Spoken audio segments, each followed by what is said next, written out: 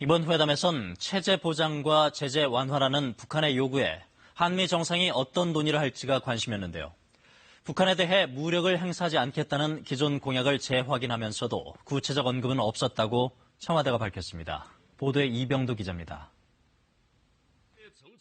북한이 실무 협상에 앞서 선결 조건으로 내세운 것은 체제 안전 보장과 제재 완화입니다.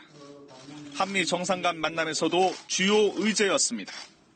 한미 양국이 북한과의 관계를 전환해 70년 가까이 지속된 적대 관계를 종식하고 한반도의 항구적인 평화체제를 구축할 의지를 재확인했습니다.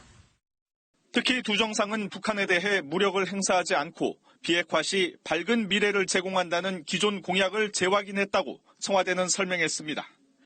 다만 이와 관련한 구체적 언급은 없었다고 했습니다.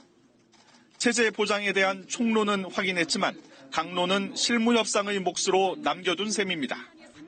제재 완화나 종전선언 등 북한의 비핵화 이행에 따른 미국의 상응 조치에 대해선 구체적으로 밝히긴 어렵다면서 제재 유지에 대한 언급이 있었다고 청와대는 설명했습니다. 금강산 관광이나 개성공단 재개 등 남북 경협 언급이 없었던 것도 비슷한 맥락입니다.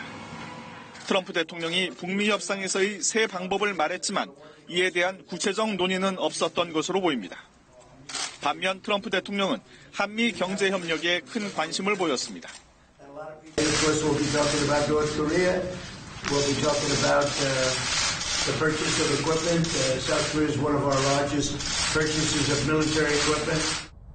미국산 무기 구매와 관련해 문 대통령은 지난 10년간 그리고 앞으로 3년간 계획에 대해 설명했다고 청와대가 밝혔습니다. 또 주한미군 방위비 분담 협상을 앞두고 문 대통령은 합리적 수준의 공평한 분담을 강조했다고 청와대는 밝혔습니다. 이번 회담에서 지소미아 등 한일 관계는 전혀 언급되지 않은 것으로 전해졌습니다. KBS 뉴스 이병도입니다.